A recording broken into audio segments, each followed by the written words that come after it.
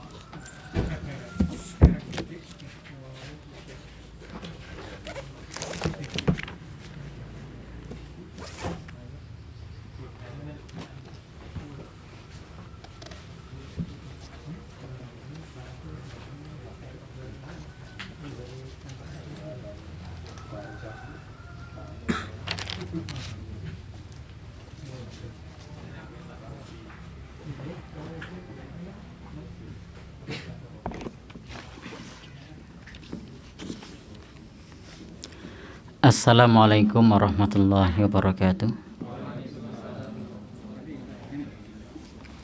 Innal hamdalillah nahmaduhu wa nasta'inuhu wa nastaghfiruh wa na'udzu bihi min syururi anfusina wa min sayyiati a'malina. May yahdihillahu fala mudhillalah wa may yudlilhu fala hadiyalah. Asyhadu an la ilaha illallah wahdahu la syarikalah wa asyhadu anna Muhammadan abduhu wa rasuluh. Allahumma salli wa sallim ala rasulika wa habibika Muhammad ibn Abdillah wa ala alihi wa sahbihi wa man ittaba'a huda wa jahada fi sabilihi ila yaumiddin, amma ba'du. Bapak dan saudara yang berbahagia, pertama-tama kita panjatkan puji dan syukur kehadiran Allah Subhanahu wa taala. Kita bersyukur atas seluruh nikmat yang dianugerahkan kepada kita. Ada nikmat taufik, ada nikmat hidayah, ada nikmat inayah. Dengan taufiknya hati kita tergugah, dengan hidayahnya kita tidak sesat jalan, dengan inayahnya kita diringankan langkah. Setelah kita bersyukur kepada Allah Subhanahu wa taala, maka yang kedua, salawat dan salam semoga tercurah pada Nabi kita, Nabi Muhammad sallallahu alaihi wasallam, sebagai khatimul anbiya wal mursalin, penutup para nabi dan rasul. Siapa saja yang menginginkan syafaat beliau, maka harus ittiba kepada beliau, karena nanti beliau akan menunggu di telaga Kautsar, dan pada saat itu ada sekumpulan umat yang besar. Ketika disapa oleh beliau, umatku, umatku, maka Allah berfirman, ya Muhammad, innaka la tadri masyal qahqar. Wahai Muhammad, engkau tidak tahu bagaimana orang-orang sepeninggalmu. Artinya orang-orang tersebut jauh dari ittiba Rasul, jauh dari sunnah Rasul, sehingga gagal mendapatkan syafaat Rasul sallallahu alaihi wasallam. Maka mudah-mudahan kita termasuk orang yang ittiba kepada beliau, yang mengikuti sunnah-sunnahnya, sehingga digolongkan sebagai umat yang diridhoi oleh Allah Subhanahu wa taala dan mendapatkan syafaat beliau sallallahu alaihi wasallam. Adapun yang ketiga, di kesempatan ini akan kita lanjutkan taklim kita, dan ini perlu saya sampaikan bahwa pada kesempatan ini ada 3 perubahan. Yang pertama adalah perubahan ustadz, ya. Yang kedua adalah perubahan tempat, ya kan? Jadi kemarin jadwal sebelumnya diganti dengan jadwal saya, perubahan guru ngajinya. Yang kedua perubahan tempatnya. Yang ketiga tadi siang apa sore ya? Siang saya dapat WhatsApp dari apa istilahnya panitia inti untuk ganti tema. Jadi perubahan tema. Sedianya temanya apa kemarin temanya? Al-Masih Ad-Dajjal, tanda hari akhir. Sekarang kita ganti dengan topik iktikaf. Jadi ini saya sebagai PLT, pelaksana tugas, hanya menjalankan sesuai dengan cuklak cuknisnya. Jadi hanya menjalankan sesuai dengan cuklak cuknisnya, karena kalau bupati itu kan ada, kalau lagi berhalangan hadir ada PLT-nya ya, pelaksana tugas. Itu tinggal melanjutkan cuklak cuknisnya. Maka di sini saya juga tinggal melanjutkan bahwa ada perubahan tempat, kita ikuti, ada perubahan tema, nderek mawon. Sehingga mohon maaf kalau mungkin teman-teman kok ustadz ganti. Nah, mohon maaf, semoga tidak kecewa. Kok tempatnya ganti? Nah, mudah-mudahan juga tidak kecewa lagi. Kok temanya ganti? Nah, mudah-mudahan tidak kecewa lagi.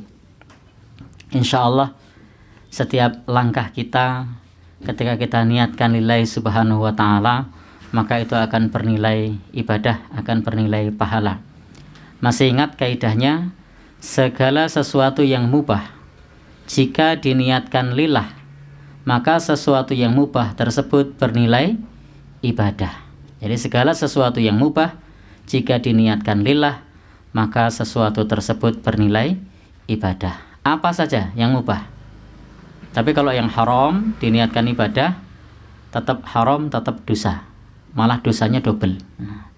Loh kok double? Karena jelas-jelas dilarang oleh Allah, kok diniatkan karena Allah. Itu malah sudah haram, kemudian malah diniatkan untuk Allah, menyembahkan, mempersembahkan sesuatu yang haram. Baik, itu sekedar pembuka. Kita akan belajar bab yang terkait dengan iktikaf, dan memang topik iktikaf ini adalah topik rutin yang dikaji di setiap Ramadan. Setiap Ramadan itu sering membahas topik iktikaf. Tapi hampir-hampir kita, maksud saya pribadi, itu sulit untuk menerapkan iktikaf sebagaimana Rasulullah Shallallahu Alaihi Wasallam dahulu 10 hari terakhir di bulan Ramadan beliau beriktikaf. Bahkan kalau boleh saya survei, dari yang hadir ini tidak banyak yang pernah 10 hari 10 malam. Nah, ada yang sudah menjalankan 10 hari 10 malam yang hadir di sini? Tidak ada? Mas Nur? Pernah? Alhamdulillah. Nah, ternyata ada yang mewakili. Nanti bisa minta resepnya sama beliau, bagaimana bisa iktikaf.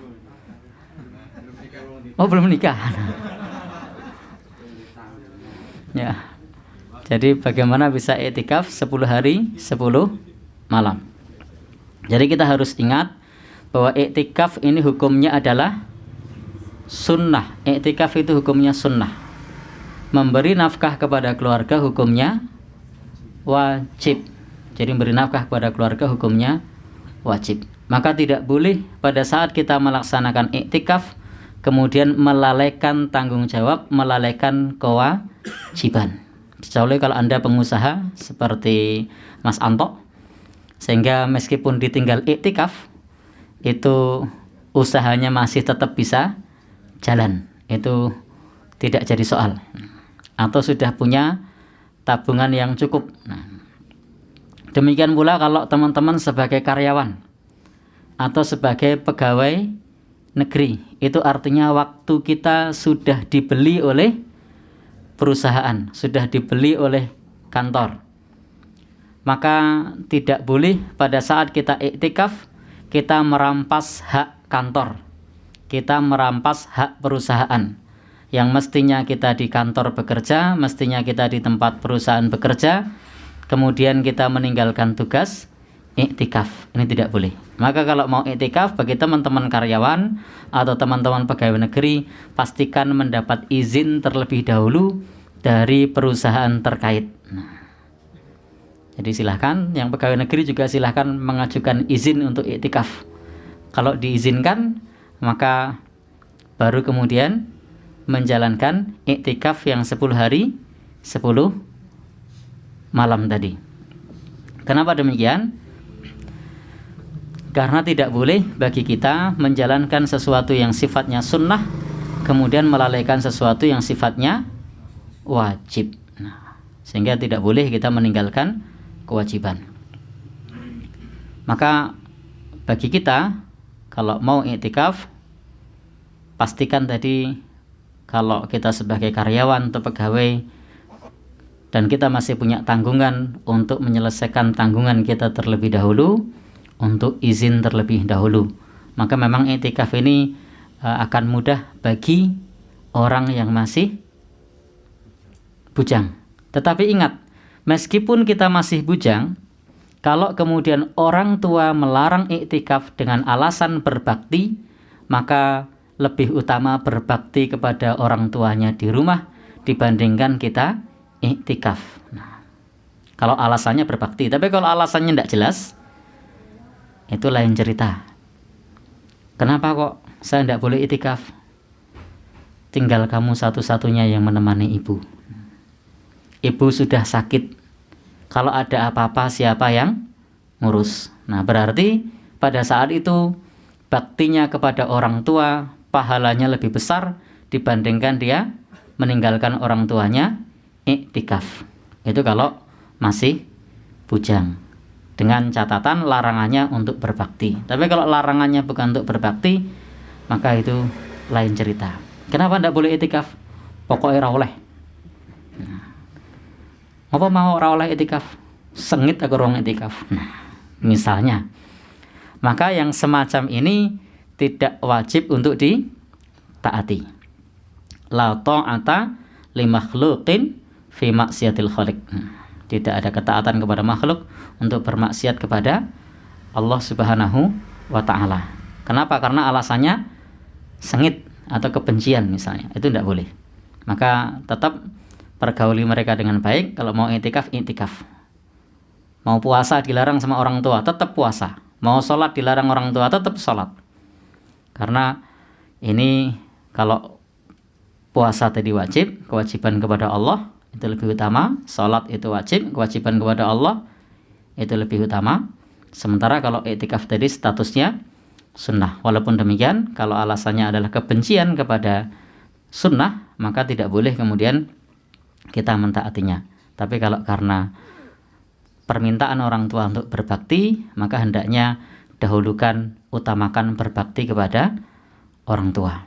Masih ingat dulu ada salah seorang sahabat yang izin kepada Rasulullah Sallallahu Alaihi Wasallam untuk ikut berjihad fisabilillah. Lalu apa jawaban Rasul? Ahayyun walidak. Apakah orang tuamu masih hidup? Rasul tahu betul kondisi keluarganya yang membutuhkan peran dari anaknya. Maka kemudian dijawab bahwa orang tuanya masih hidup. Maka Rasul mengatakan fafihima fajahid.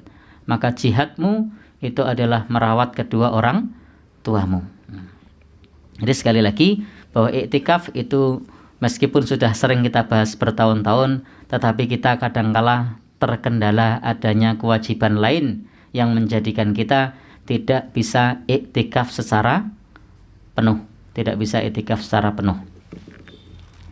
Nah, Bapak dan Saudara yang berbahagia yang dirahmati Allah Subhanahu wa taala, al-i'tikaf fil lughah. Makna i'tikaf secara bahasa. Luzumus syai' wa habsun nafsi alaihi. Jadi menetap pada sesuatu atau menahan diri pada sesuatu. Ini yang disebut dengan iktikaf. Artinya tidak kemana-mana. Sebagaimana dalam Al-Quran disebutkan ya'kifuna ala asnamil lahum. Mereka beriktikaf pada berhala-berhala mereka. Surat Al-A'raf ayat 138. Sehingga secara bahasa iktikaf itu bisa bermakna positif dan juga bisa bermakna negatif. Contoh di ayat ini iktikaf yang bermakna negatif, karena Al-Quran menyebutkan mereka orang-orang musyrik itu beriktikaf di depan arca-arca, di depan berhala-berhala. Meskipun itu di depan berhala, maka secara bahasa itu adalah iktikaf. Lihat bagaimana Al-Quran membicarakan hal ini di surat Al-A'raf ayat 138, bahwa orang-orang yang sedang berada di depan berhala-berhala itu mereka juga disebut iktikaf. Sehingga para ulama menyebutkan secara bahasa itu birron kana, meskipun dia itu baik, atau isman kana, atau itu berdosa, kalau dia menetap pada sesuatu maka secara bahasa itu adalah iktikaf. Maka kalau ada orang yang dia menetap di rumah seseorang main karombol dari pagi sampai sore, secara bahasa dia sedang iktikaf. Karena dia menetap pada sesuatu. Orang mulai-mulai. Maka mereka sedang iktikaf di depan karombol. Atau apa lagi? Mancing. Bisa jadi dia iktikaf di tepi sungai.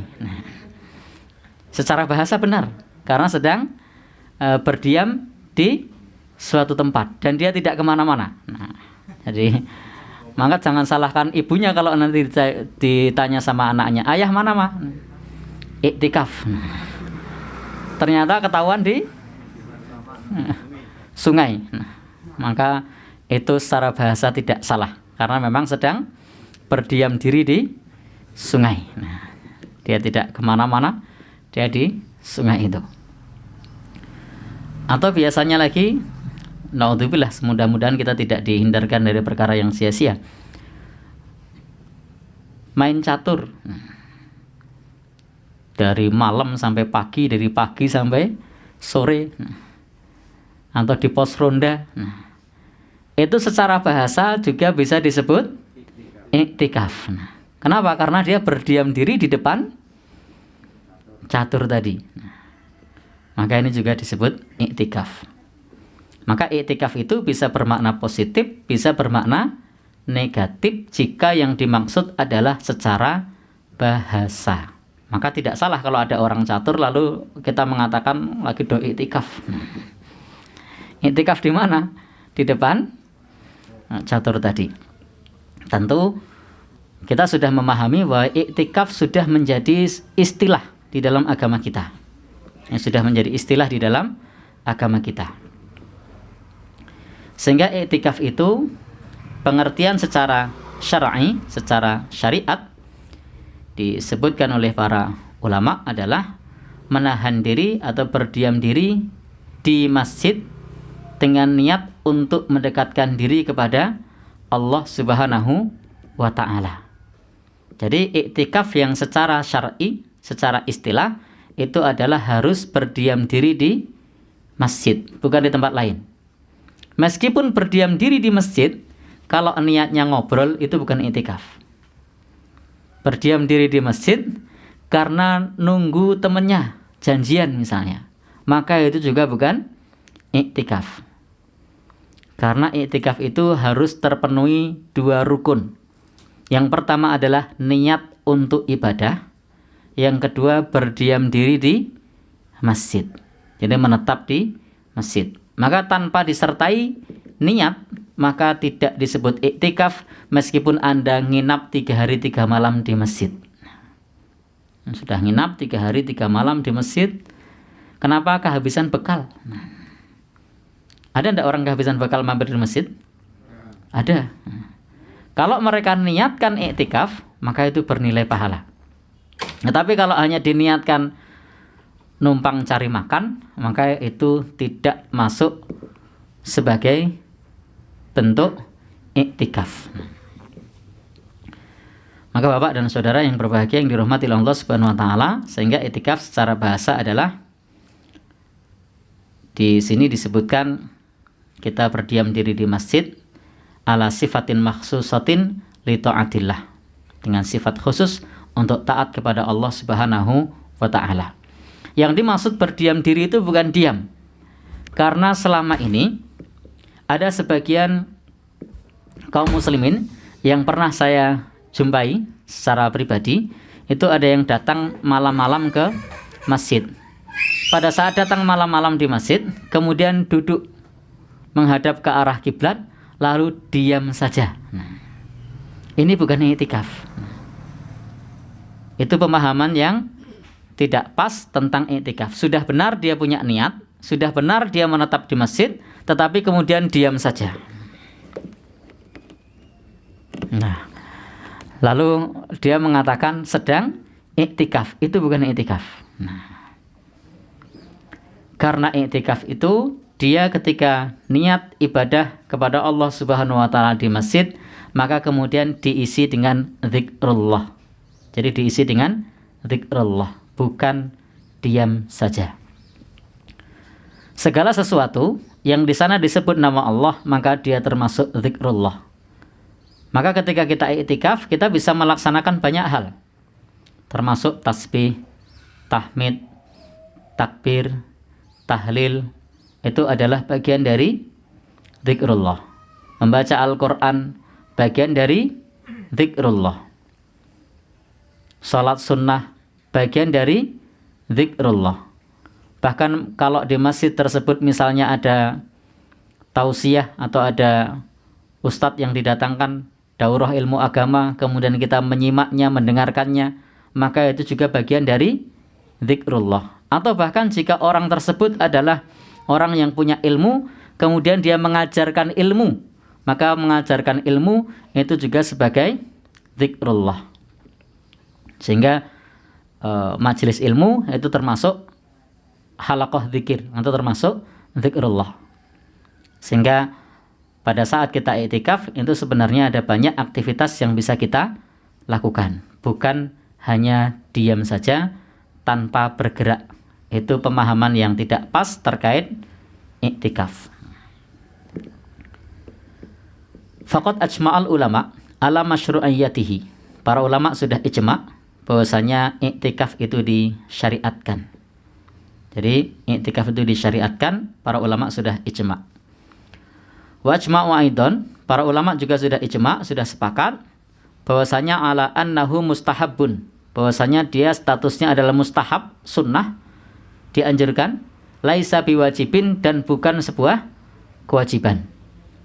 Meskipun kita tahu Rasulullah Shallallahu Alaihi Wasallam tidak pernah meninggalkan i'tikaf, tetapi ini statusnya bukan wajib. Jadi statusnya bukan wajib.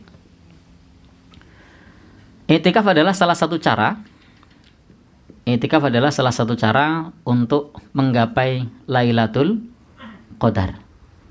Jadi kita tahu bahwa ada banyak hadis Rasulullah Shallallahu Alaihi Wasallam tentang Lailatul Qadar, tentang keutamaannya, tentang perintah mencarinya.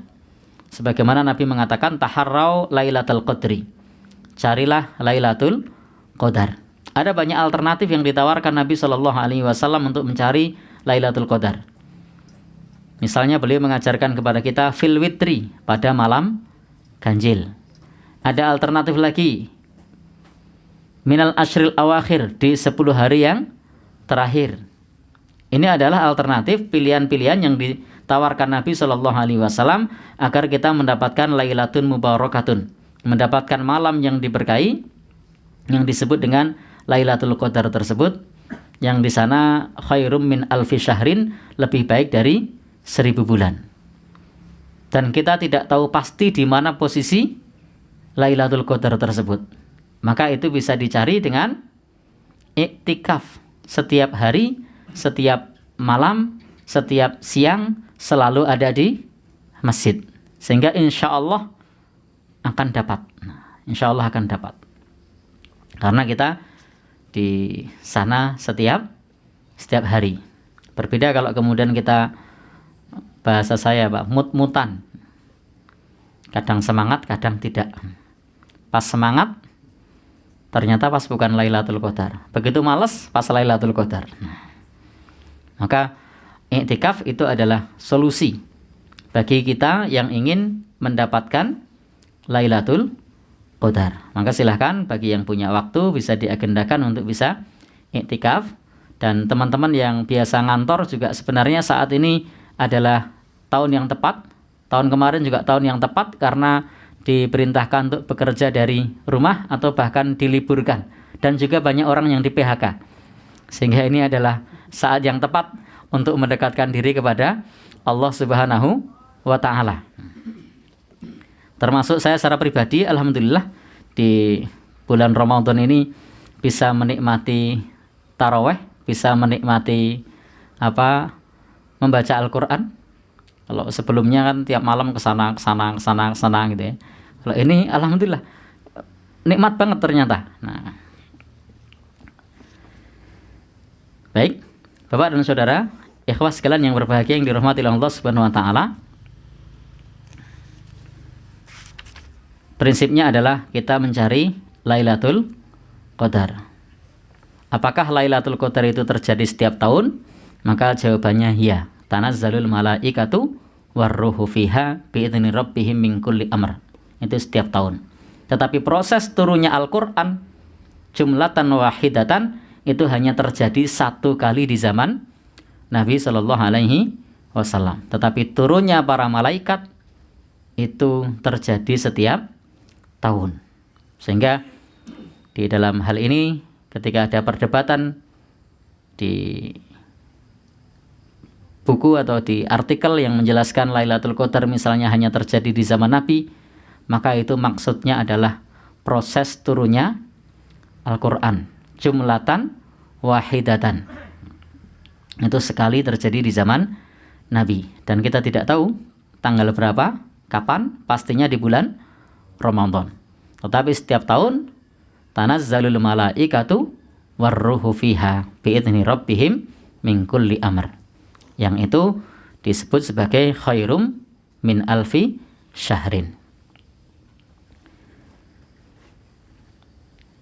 Dari Aisyah, semoga Allah Subhanahu wa Ta'ala meridhoinya, anna Rasulullah sallallahu alaihi wasallam kana ya'takifu fil ashril awakhir min Ramadan. Dulu Rasul sallallahu alaihi wasallam beriktikaf di 10 hari terakhir di bulan Ramadan hatta yatawaffahullah, sampai beliau wafat. Jadi beliau senantiasa iktikaf sampai ketika beliau meninggal dunia. Biasanya beliau iktikaf 10 hari, tetapi pada saat tahun terakhir sebelum beliau meninggal, beliau iktikafnya 20 hari. Jadi bukan 10 hari yang terakhir, beliau iktikafnya 20 hari. Itu yang terakhir. Untuk kita kalau sudah bisa 10 hari sudah bagus. Jadi kalau sudah bisa 10 hari itu sudah bagus. Maka nanti silahkan tanyakan resepnya sama Mas Nur bagaimana bisa iktikaf 10 hari. Karena berbagi tip, berbagi kebaikan itu termasuk di antara, ya betul, termasuk di antara watawasau bil haqqi watawasau bis sabr. Summa takafa azwajuhu min ba'dihi. Kemudian beriktikaf istri-istri beliau sesudahnya. Jadi iktikaf ini tidak hanya untuk laki-laki, tapi juga bisa untuk perempuan. Jadi iktikaf itu tidak hanya untuk laki-laki, tapi bisa untuk perempuan. Tetapi ingat, kalau iktikafnya itu perempuan, maka harus dipastikan syaratnya terpenuhi. Syarat yang pertama adalah izin dari suami. Jadi kalau perempuan itu boleh iktikaf, tapi izin dari suami. Ada yang tanya nih, kalau belum punya suami, kalau belum punya suami apa solusinya? Ya nikah dulu. Kok nikah dulu? Belum punya suami, izin sama orang tua. Kemudian yang kedua, tidak menimbulkan fitnah, aman dari fitnah. Maksudnya aman dari godaan. Jadi tidak menimbulkan fitnah, aman dari godaan. Itu syaratnya. Dan juga pada saat iktikaf tidak boleh memakai wangi-wangian. Harus menutup aurat, tidak tabarruj. Nah, suaranya ditegaskan atau direndahkan. Tidak boleh suaranya dibuat, nah, apa namanya? Ya. Nah, tidak boleh dibuat mendayu-dayu. Nah, jadi misalnya bilang ke temannya, tolong akhi, enggak usah gitu. Itu malah ibadahnya jadi kacau itu. Jadi kalau perlu yang tegas semuanya, akhi, yang tegas, atau dengan bahasa yang tidak membuat orang berpikiran macam-macam. Baik, itu kalau misalnya iktikaf. Dan dulu di masjid kita mengetahui bahwa masjid pada waktu itu belum keramik, belum marmer seperti saat ini, sehingga bisa diletakkan di sana. Selain aman dari fitnah, itu ada tenda khusus. Nah, kalau sekarang masjidnya ulah ora dinaik tenda. Ya, tendanya tentu tenda yang cocok diletakkan di masjid, bukan tenda pramuka yang terbuat dari kantong gandum segitiga apa itu, bukan. Rusak nanti mesinnya. Ya, baik. Sehingga iktikaf ini bisa laki-laki maupun perempuan. Tapi kalau menimbulkan fitnah, maka tidak perlu untuk iktikaf bagi kaum perempuan. Demikian pula kalau kemudian masih punya anak kecil di rumah, lalu mah di pasrah nonong bapak nih, nah ini juga tidak boleh lari dari tanggung jawab dengan alasan iktikaf sebenarnya hanya ngelungani anaknya, tidak boleh. Baik. Sehingga di sini karena Rasulullah Shallallahu Alaihi Wasallam beriktikaf di bulan Ramadan. Faida sholal ghada, maka ketika beliau salat subuh, ja'a makanahu alladzi i'takafa fihi. Jadi beliau Shallallahu Alaihi Wasallam mulai iktikaf itu pada hari ke-21 selepas subuh. Jadi beliau mulai ke tempat iktikafnya, atau apa istilahnya kalau sekarang, tenda, tempat berdiam itu pada saat selepas subuh pada hari ke-21. Namun demikian, para ulama menganjurkan kepada kita untuk beriktikaf setelah tenggelamnya matahari pada hari ke-20. Nah, jadi Rasul dulu meskipun iktikafnya itu dimulai pagi masuk ke tendanya, tapi malamnya beliau sudah sholat malam yang cukup panjang. Maka para ulama menganjurkan kepada kita pada saat iktikaf hendaknya dimulai pada saat tenggelamnya matahari pada hari ke-20 menuju malam ke-21. Nah, dan kita tahu tadi praktek Rasulullah Shallallahu Alaihi Wasallam itu beliau beriktikaf dimulai selepas subuh.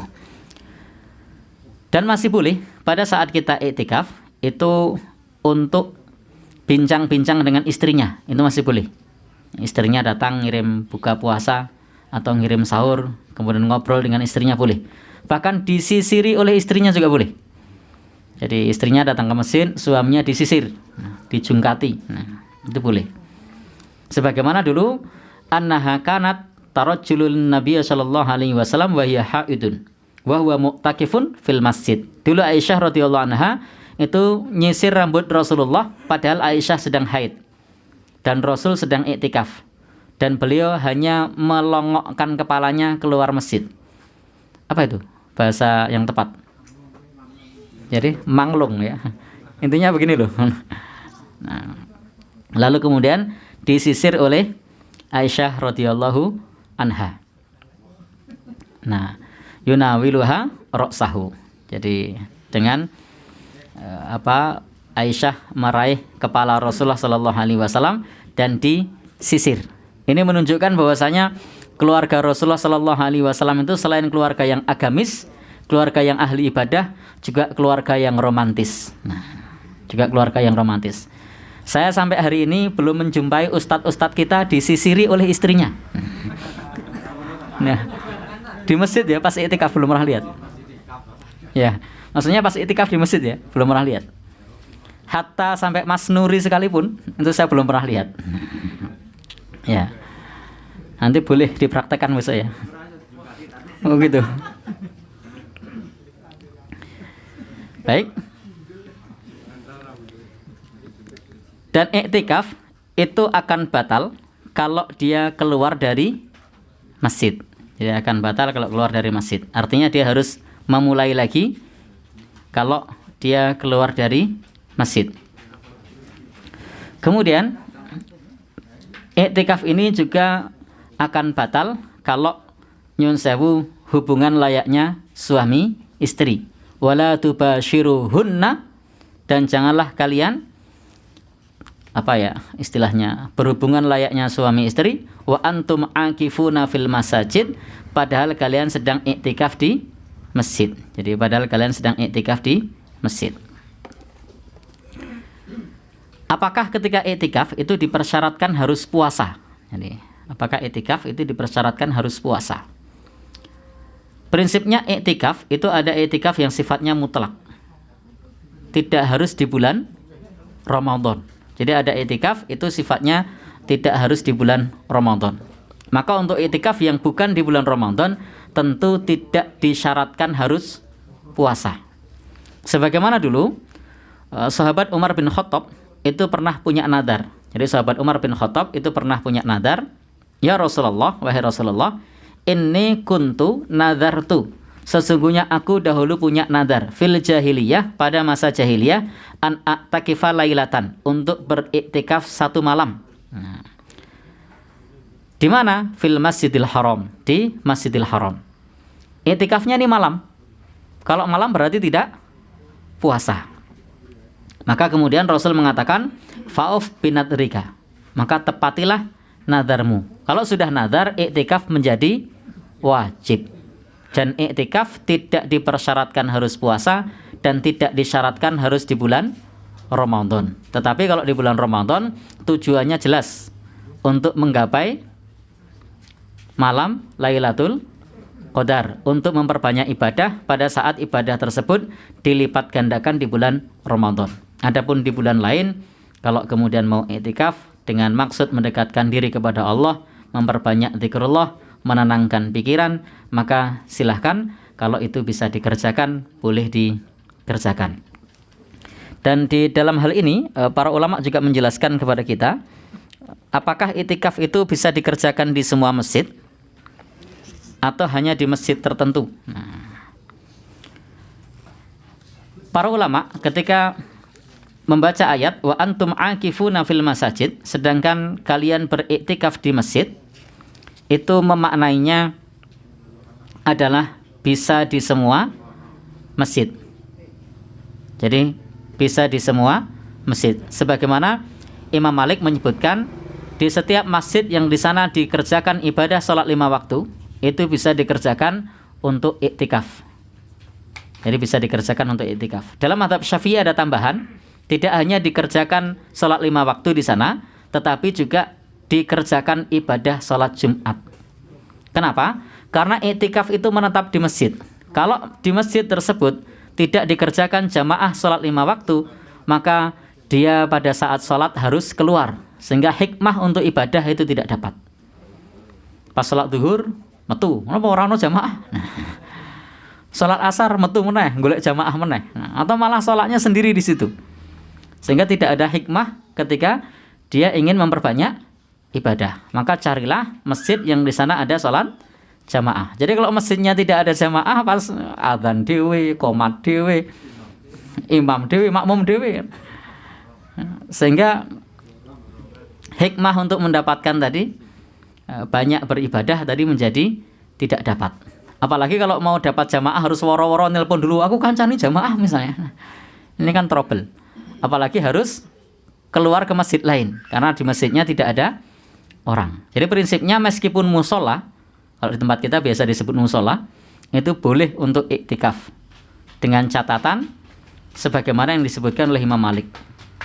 Tetapi kalau dalam mazhab Syafi'i itu harus dikerjakan sholat Jumat, karena jangan sampai pas sholat Jumat nanti keluar. Jadi pas sholat Jumat malah keluar, cari masjid lain. Sehingga apa yang disampaikan di dalam mazhab Syafi'i itu lebih realistis dan lebih masuk akal. Kenapa? Karena di sana dikerjakan ibadah sholat 5 waktu, setiap hari bisa berjamaah di masjid, dan juga bisa sholat Jumat di masjid tersebut, tidak perlu keluar lagi. Memang para ulama itu selain memberikan penjelasan tentang masjid tadi, sebagian ulama mengatakan sebagaimana kaulnya Abdullah bin Mas'ud, semoga Allah meridhoinya, itu menyebutkan la i'tikafa illa fi masjid, tidak ada i'tikaf kecuali di masjid yang di sana dikerjakan jamaah. Sudah menyebutkan seperti itu. Sementara Bapak dan Saudara, ikhwah sekalian yang berbahagia yang dirahmati oleh Allah Subhanahu wa taala, para ulama yang lain sebagaimana dipelopori oleh Imam Muttabi'in Sa'id ibn al-Musayyab menyebutkan iktikaf itu hanya dibatasi di 3 masjid. Tetapi insya Allah maksud dari hadis Nabi bahwasanya iktikaf itu di 3 masjid maknanya adalah afdoliyah, keutamaan. Jadi ada keutamaan iktikaf di 3 masjid. Masjidil Haram, Masjid Nabawi, Masjidil Aqsa. Itu ada keutamaan. Itu maksudnya afdoliyah. Tetapi di masjid lain pun sah sebagaimana jumhur ulama menyebutkan ya juzul i'tikaf fi kulli masjidin minal masajid. Bolehnya beristikaf di semua masjid, di semua masjid-masjid. Itu silahkan untuk i'tikaf. Lalu berapa lama ketika kita i'tikaf? Ini nanti belnya jam berapa? Setengah? Oh ya, nanti enggak nanggung nanti kalau ya. Berapa lama kita iktikaf? Ikhtalafal fuqaha, para fuqaha berbeda pendapat mengenai masalah lamanya iktikaf. Jadi para ulama berbeda pendapat mengenai lamanya iktikaf. Tapi contoh dari Rasulullah jelas. Beliau selalu iktikaf 10 hari. Jadi beliau selalu iktikaf 10 hari, bahkan sebelum meninggal dunia beliau iktikafnya 20 hari. Dan iktikaf itu boleh diqodok kalau kita sudah biasa iktikaf. Karena Rasul pernah mengqodok iktikaf di bulan Syawal. Nah, jadi beliau pernah mengqodok iktikaf di bulan Syawal. Tentu kalau qodok iktikaf ini konteksnya bukan lagi untuk Lailatul Qadar, tetapi taqarruban ilallah, untuk mendekatkan diri kepada Allah Subhanahu wa taala. Menunjukkan bahwasanya i'tikaf itu tidak harus puasa. Karena buktinya beliau i'tikafnya di bulan Syawal. Padahal puasa Syawal itu berapa hari? 6 hari. Kalau 10 hari? Nah, berarti tidak harus puasa. Baik. Yang pertama, bahwa i'tikaf itu sekurang-kurangnya sehari semalam. Ini dalam mazhab Hanafi. Jadi kalau dalam mazhab Hanafi untuk i'tikaf itu minimal sehari semalam. Ini cocok bagi kita yang mau latihan i'tikaf. Dan yang pengantin baru pun insya Allah istrinya tidak kelamaan ditinggal. Karena sehari semalam. Atau yang biasanya sering di WA, sering dihubungi sama istrinya, malam lagi taraweh, belum pulang ya? Lagi ngaji, nanti pulang jam berapa misalnya? Yaitu seninya orang berkeluarga. Jadi itu seninya orang berkeluarga. Jangan kemudian merasa risih. Bersyukurlah karena diperhatikan oleh istrinya. Tapi kadang banyak para suami kemudian risih. Tokan takon wae. Jadi jangan gitu. Itu perhatian seorang istri. Jadi sehari semalam. Itu dalam mazhab Hanafi begitu. Yang kedua, itu adalah sebagaimana yang disebutkan oleh Imam Malik, yakni sekurang-kurangnya 10 hari 10 malam. Sebagaimana praktek Rasulullah. Beliau i'tikaf 10 hari 10 malam. Ini nampaknya bagi kita masih dalam batas planning, dan kalau skripsi baru bab niat.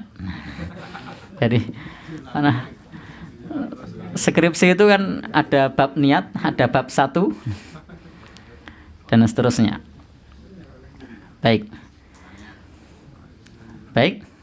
Yang berikutnya, ini dalam mazhab Syafi'i, sekurang-kurangnya adalah lahdhah, sesaat.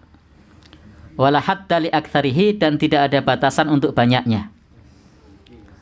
Nah,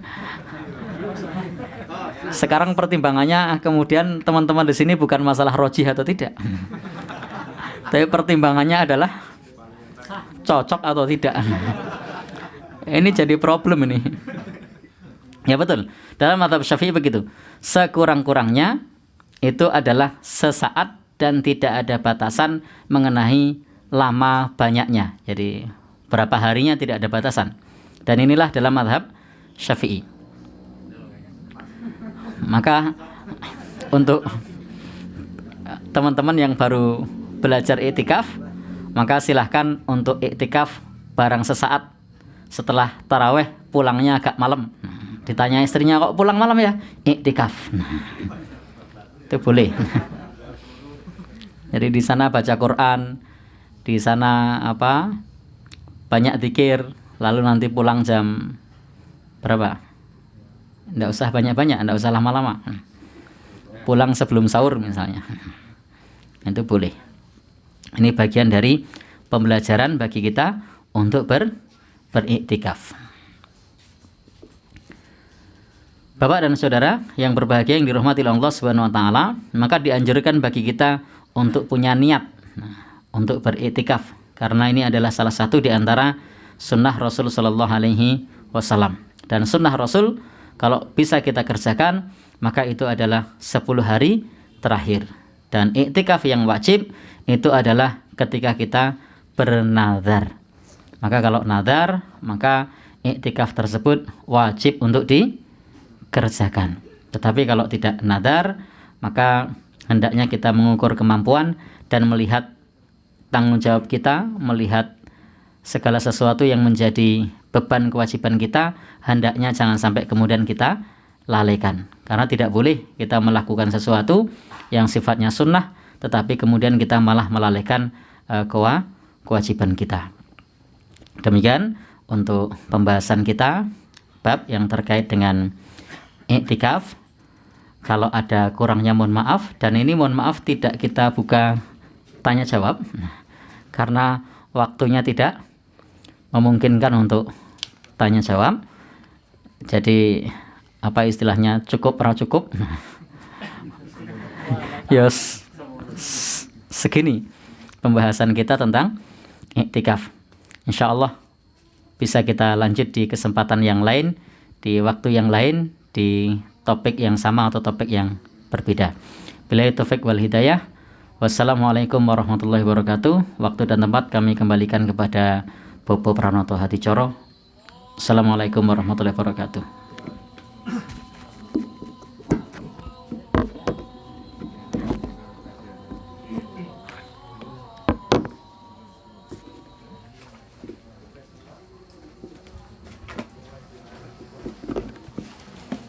Alhamdulillah, demikian isian kajian pada kesempatan sore hari ini tentang iktikaf.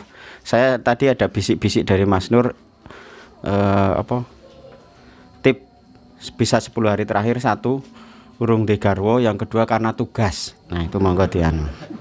Nah itu monggo. Jadi ada paksaan dari seseorang. Nah ya tugasnya ya paksaan ta ya.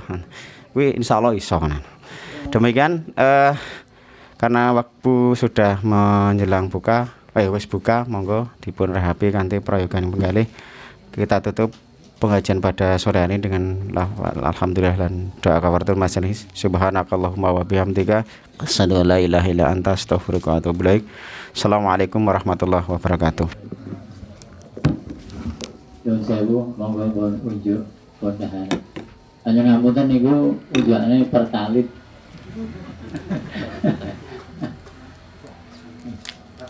Iya, ngopi.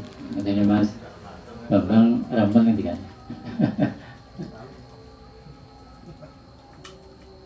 Niku didamel saking niku tanaman niku lho, sing kemruyuk niku. Nah, wite kemruyuk niku wite sing ijo niku lho. Nah, niku. Tanaman niku. Nah, niku sing didamel teh niku. Oh iya.